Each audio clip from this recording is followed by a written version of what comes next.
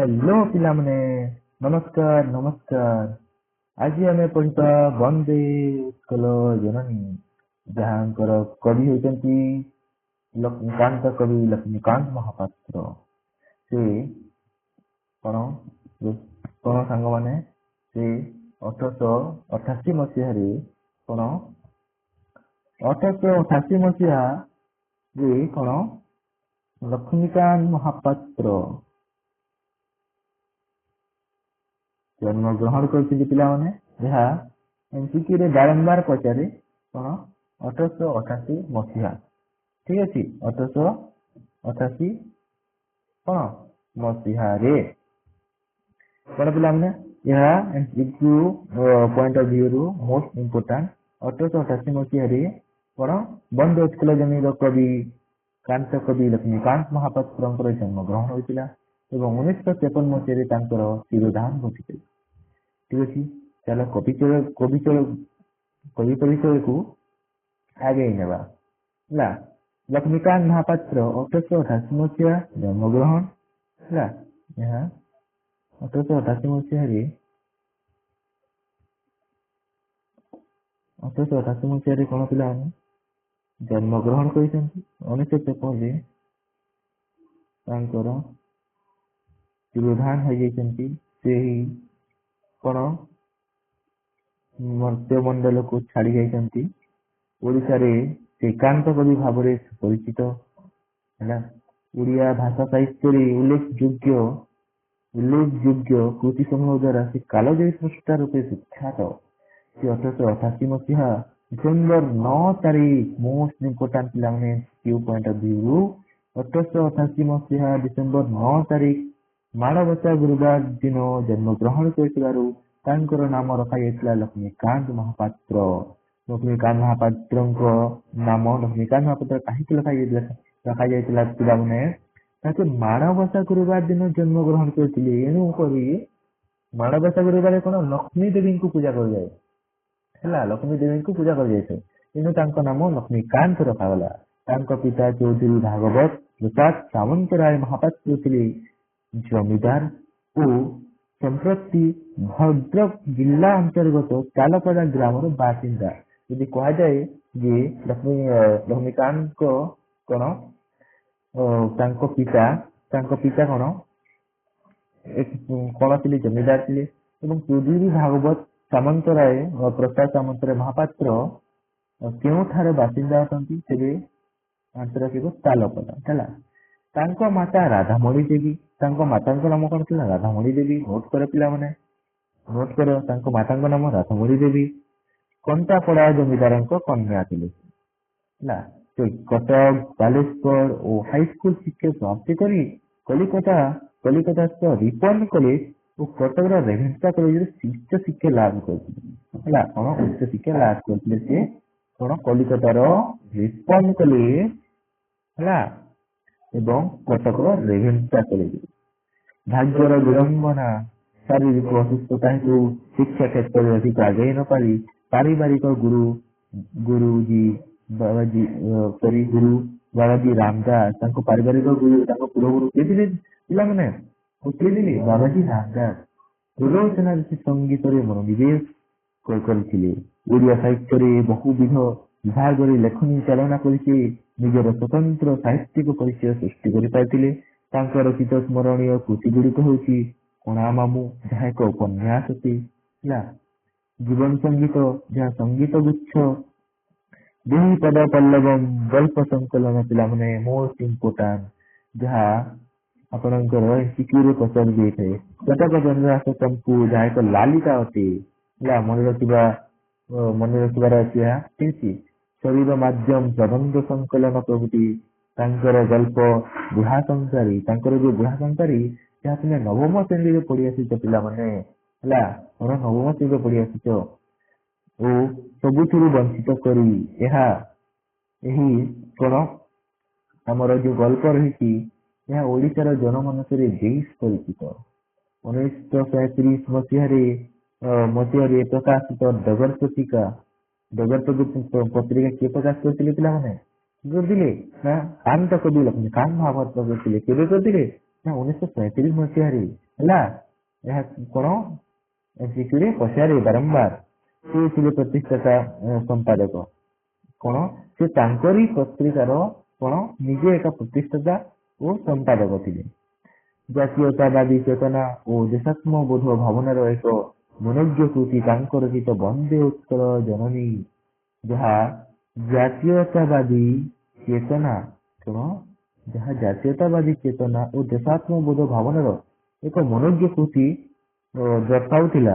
ତାଙ୍କ ରଚିତ ସେହି ବନ୍ଦେ ଉତ୍କଳ ଜନନୀ ଏହି ଗୀତଟି ଓଡ଼ିଶା ସରକାରଙ୍କ ଦ୍ୱାରା 2020 ମସିହାରେ ରାଜ୍ୟ ସଙ୍ଗୀତର ମାନ୍ୟତା ଲାଭ କରିଛି।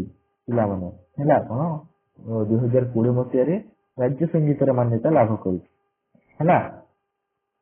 ତ ଚାଲ ଏବେ ଆମେ କଣ ଆମ ପଏମ କୁ ଷ୍ଟାର୍ଟ କରିବା। ବନ୍ଦେ ଉତ୍କଳ ଜନନୀ ଚାରୁହାସମୟୀ ଜନନୀ ଜନନୀ ଜନନୀ। ବନ୍ଦେ ଉତ୍କଳ ଜନନୀ ନା ଚାରୁହାସମୟୀ ଯିଏ ଯେଉଁ ଉତ୍କଳ ଜନନୀ ଚାରୁହାସମୟୀ ଅର୍ଥାତ୍ କଣ ଯେ ସବୁବେଳେ ସମୟ ଥାଏ ଯାହାଙ୍କର ମୁଖ ସେ ଚାରୁହାସମୟୀ ଅର୍ଥାତ୍ ଯାହାଙ୍କର ମୁଖ ବିଭିନ୍ନ ଭାଷାରେ ପରିପୂର୍ଣ୍ଣ ହେଲା। ଜନନୀ ଜନନୀ ଜନନୀ ପୂତ ପୟୋଧି ବିଧୌତ ଶରୀରା ତାଲ କମାଲ ସୁଶୋଭିତ ତୀରା। ପୂତ ପୟୋଧି ବିଧୌତ ଶରୀରା, ଯେଉଁ ନଦୀ ସମୁଦ୍ର ଅଛି ତାହା ନଦୀ ସମୁଦ୍ରର ପବିତ୍ର ଧାରା କଣ ଆମ ବନ୍ଦେ ଉତ୍କଳ ଜନନୀକୁ ଧୋଇ ଦେଉଛି। ତାଲ କମାଲ ସୁଶୋଭିତ ତୀରା, ସେହି ତଟ ଗୁଡାକରେ ତାଲ କମାଲ ଗଛ ଶୋଭା ପାଉଛନ୍ତି। ସୂର୍ଯ୍ୟପତି ନିକୁଲ ଶିଖର ସମୀରା, ପତିନି କୂଳରେ ଶୁଭ୍ର ଓ ଥଣ୍ଡା ଜଳବାୟୁ ପ୍ରବାହିତ ହେଉଛି ହେଲା। ଜନନୀ ଜନନୀ ଜନନୀ ବନ୍ଦେ ଉତ୍କଳ ଜନନୀ। ଚାଲ ପିଲାମାନେ ନେକ୍ସଟ ଆଶା କରୁଛି ତୁମମାନଙ୍କୁ ଏହା ବୁଝା ପଡୁଥିବ ହେଲା। ଏବେ ନେକ୍ସଟ ରହିଲା ଆମ କଣ ଘନ ଘନ ବନଭୂମି ରାଜିତ ଅଙ୍ଗେ ନୀଳ ଭୂଦର ମାଲା ସାଜିତ ରଙ୍ଗେ କଲ କଲ ମୁଖରିତ ଚାରୁ ବିହଙ୍ଗେ ଜନନୀ ଜନନୀ ଜନନୀ। ଘନ ଘନ ବନଭୂମି ଦ୍ୱାରା ଉତ୍କଳ ମାତାଙ୍କର ଉତ୍କଳ ଜନନୀଙ୍କର ଅଙ୍ଗ ରାଜିତ ଅଟେ। ନୀଳ ଭୂଧର ମାଲା ସାଜିତ ରଙ୍ଗେ, ନୀଳ ଭୂଧର ମାଲାକ ଏପରି ସାଜି ହୋଇଛନ୍ତି ଯାହା ତରଙ୍ଗ ପରି ମନେ ହୁଏ। କଲ କଲ ମୁଖରିତ ଚାରୁ ବିହଙ୍ଗେ, କଣ ଆକାଶ ବିହଙ୍ଗ ମାନଙ୍କର ଯୋଉ ଚାରୁ କଲା ବୋଲି ଅଛି, ବିହଙ୍ଗ ମାନଙ୍କର ଯୋଉ ଚାରୁ କଲା ବୋଲି ଅଛି, ତାଙ୍କର ଯୋଉ ସାଉଣ୍ଡ ଅଛି ତା ଦ୍ୱାରା କଣ ଆମର ଆକାଶ ମୁଖରିତ ହୋଇଛି। ଜନନୀ ଜନନୀ ଜନନୀ ବନ୍ଦେ ଉତ୍କଳ ଜନନୀ। ନେକ୍ସଟ ଅଛି ପିଲାମାନେ ସୁନ୍ଦର ଶାଲି ସୁଶୋଭିତ ଚେତ୍ରା ଜ୍ଞାନ ବିଜ୍ଞାନ ପ୍ରଦର୍ଶିତ ନେତ୍ରା ଯୋଗୀ ଋଷିଗଣ ଉଠଜ ପବିତ୍ର ଜନନୀ ଜନନୀ ଜନନୀ। ସୁନ୍ଦର ଶାଲି ସୁଶୋଭିତ ଚେତ୍ରା ଅର୍ଥାତ୍ ସୁନ୍ଦର ଶାଲି ଏକ ପ୍ରକାର ଧାନ ପିଲାମାନେ। ସୁନ୍ଦରଶାଳୀ ନାମକ ଧାନ ଦ୍ୱାରା ଉତ୍କଳର କ୍ଷେତ୍ର ସୁଶୋଭିତ। ଜ୍ଞାନ ବିଜ୍ଞାନ ପ୍ରଦର୍ଶିତ ନେତ୍ରା, ଉତ୍କଳ ଜନନୀଙ୍କ ନେତ୍ର ବିଭିନ୍ନ ଜ୍ଞାନ ଓ ବିଜ୍ଞାନରେ ପ୍ରଦର୍ଶିତ ଅଟେ ହେଲା। ଯୋଗ ଋଷିଗଣ ଉଠଜ ପବିତ୍ରା, ଯୋଗ ଋଷିଗଣଙ୍କର ଉଠଜ ଦ୍ୱାରା ଉତ୍କଳ ଜନନୀଙ୍କ ସେଇ ପବିତ୍ର ଭୂମି କଣ ଯୋଉ ଉତ୍କଳ ଜନନୀଙ୍କ ସେଇ ଭୂମିଟା ପବିତ୍ର ହୋଇଉଠିଛି। ଜନନୀ ଜନନୀ ଜନନୀ ବନ୍ଦେ ଉତ୍କଳ ଜନନୀ। ନେକ୍ସଟ ପିଲାମାନେ ସୁନ୍ଦର ମନ୍ଦିର ମଣ୍ଡିତ ଦେଶ ଚାରୁ କଲାବଲି ଶୋଭିତ ଦେଶ ପୁଣ୍ୟ ତୀର୍ଥଚୟ ପୁଣ୍ୟ ପ୍ରଦେଶ ଜନନୀ ଜନନୀ ଜନନୀ। ସୁନ୍ଦର ମନ୍ଦିର ଦ୍ୱାରା ଉତ୍କଳର ବହୁ ସ୍ଥାନ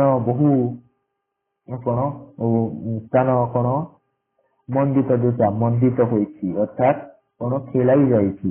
ଠିକ ଅଛି। ଚାରୁ କଲା ବୋଲି ଶୋଭିତ ଦେଶ, ଚାରିଆଡରେ ତାଙ୍କର ହିଁ ଜୟଗାନ ଶୋଭା ଯାଉଛି। ପୁଣ୍ୟ ତୀର୍ଥଚୟ ପୁଣ୍ୟ ପ୍ରଦେଶ, ପୁଣ୍ୟ ତୀର୍ଥ ସ୍ଥାନ ମାନଙ୍କ ଦ୍ୱାରା ଉତ୍କଳର ପ୍ରଦେଶ, ଉତ୍କଳର ପବିତ୍ର ଭୂମି ପରିପୂର୍ଣ୍ଣ। ଜନନୀ ଜନନୀ ଜନନୀ ବନ୍ଦେ ଉତ୍କଳ ଜନନୀ। ନେକ୍ସଟ ପିଲାମାନେ ଉତ୍କଳ ସୁରବର ଦର୍ଶିତ ଗେହା ଅରିକୁଲ ଶୋଣିତ ଚର୍ଚିତ ଦେହା ବିଶ୍ୱଭୂମଣ୍ଡଳ ଭୂତବର ସ୍ନେହା ଜନନୀ ଜନନୀ ଜନନୀ ବନ୍ଦେ ଉତ୍କଳ ଜନନୀ। ଉତ୍କଳ ସୁରବର ମାନଙ୍କର ଦ୍ଵାରା ଉତ୍କଳ ବୀର ଯୋଦ୍ଧା ମାନଙ୍କର ଗୃହରେ ତାଙ୍କ ବାସଗୃହ ଯୋଗୁଁ ଉତ୍କଳର ଭୂମି କଣ ପବିତ୍ର ହୋଇ ଉଠିଛି। ଅରିକୁଳ ସୌମିତ ଚର୍ଚିତ ଦେହା। ଅରିକୁଳ ଅର୍ଥାତ୍ କଣ ପିଲାମାନେ ନା ଶତ୍ରୁ ବଂଶ ହେଲା, ଶତ୍ରୁ କୁଳଙ୍କର ରକ୍ତରେ ଆମର ଉତ୍କଳ ଭୂମି ପବିତ୍ର ଭୂମି କଣ ଚର୍ଚିତ ହୋଇ ଉଠିଛି। ବିଶ୍ୱଭୂମଣ୍ଡଳ କୁଟବର ସ୍ନେହା। ବିଶ୍ୱଭୂମଣ୍ଡଳ କୁଟବର ସ୍ନେହ ଅର୍ଥାତ୍ ବିଶ୍ୱଭୂମଣ୍ଡଳରେ ତାଙ୍କର ସ୍ନେହ କଣ କୁଟବର ଅଟେ। ଜନନୀ ଜନନୀ ଜନନୀ ବନ୍ଦେ ଉତ୍କଳ ଜନନୀ। ନେକ୍ସଟ ପିଲାମାନେ କବିକୁଳ ମୌଲି ସୁରନ୍ଦନ ବନ୍ଦ୍ୟା ଭୁବନ ବିକୋଚିତ କୀର୍ତ୍ତି ଅନିନ୍ଦ୍ୟା ଧନ୍ୟେ ପୁଣ୍ୟେ ଚିର ଶରଣ୍ୟେ ଜନନୀ ଜନନୀ ଜନନୀ ବନ୍ଦେ ଉତ୍କଳ ଜନନୀ। କବିକୁଳଙ୍କର ସେହି ବଂଶଙ୍କ ଦ୍ଵାରା କଣ ସେ କବିକୁଳ ଅର୍ଥାତ୍ ଯେଉଁ କବି ବଂଶ ରହିଛନ୍ତି, ଆମର ଯେଉଁ କବି ଗୁଡାକ ରହିଛନ୍ତି ଓଡିଶାର, ତାଙ୍କର କୀର୍ତ୍ତି ଦ୍ଵାରା ହେଲା ସେ ଭୁବନ ବିଭୂଷିତ କୀର୍ତ୍ତି ଅନିନ୍ଦ୍ୟା। ତାଙ୍କୁ ସେଇ ଯୋଉ ସୁନନ୍ଦନ ଗୁଡାକ ରହିଛନ୍ତି ସେମାନଙ୍କର କୀର୍ତ୍ତି ଦ୍ଵାରା ସେ କଣ ନା ବିଶ୍ୱରେ କଣ ସମ୍ପୂର୍ଣ୍ଣ ବ୍ରହ୍ମାଣ୍ଡରେ ତାଙ୍କର କୀର୍ତ୍ତି ଅନିନ୍ଦ୍ୟା ହୋଇ ରହିଛି। ଧନ୍ୟ ପୁଣ୍ୟ ଚିରଶରଣ୍ୟ ଧନ୍ୟ ପୁଣ୍ୟ ଓ ତାଙ୍କ ଠାରେ ଚିରଶରଣ୍ୟ ଜନନୀ ଜନନୀ ଜନନୀ ବନ୍ଦେ ଉତ୍କଳ ଜନନୀ। ଏଠାରେ ଆମର ଯୋଉ କବିତା ଯୋଉ ପାଠ ହେଇଛି ପୁରସ୍କାର ରହିଛି ତା କମ୍ପ୍ଲିଟ ହେଇଛି ପିଲାମାନେ। ଏବେ ଏହାର ଆମେ ଗଦ୍ୟ ରୂପ ହେଲା, ଗଦ୍ୟ ରୂପକୁ ଡିସ୍କସନ କରିନେବା। ଚାଲ ଗଦ୍ୟ ରୂପ କଣ କହୁଛି ପିଲାମାନେ ନା ଗଦ୍ୟ ରୂପ କହୁଛି ପ୍ରକୃତି ପରିଶୋଧିତ ଉତ୍କଳଜନୀଙ୍କର ହସ ସୁନ୍ଦର ଓ ଭାଷା ସୁନ୍ଦର। ତାଙ୍କର ହସ ଓ ଭାଷା ଉଭୟ ସୁନ୍ଦର, ଯାହା ଆମେ କହିଲେ ଚାରୁ ଭାଷମୟୀ। ତେଣୁ କବି ବାରମ୍ବାର ତାଙ୍କର ବନ୍ଦନା କରିଛନ୍ତି ଯେ ବନ୍ଦେ ଉତ୍କଳ ଜନନୀ। ସମୁଦ୍ରର ପବିତ୍ର ଜଳଧାରା ଉତ୍କଳଙ୍କ ଜନନୀଙ୍କ ଶରୀରକୁ ଧୁଛି।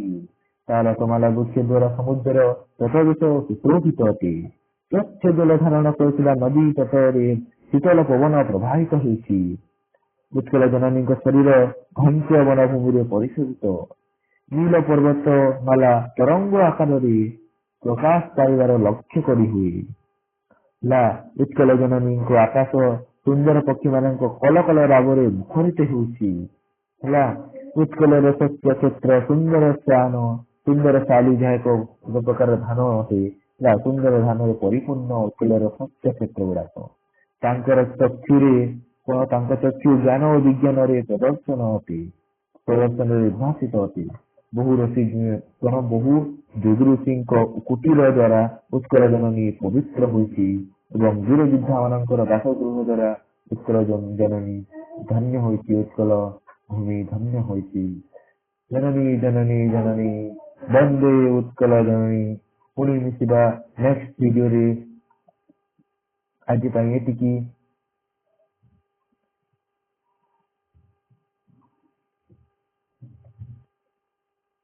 ବନ୍ଦେ ଉତ୍କଳ ଜନନୀ।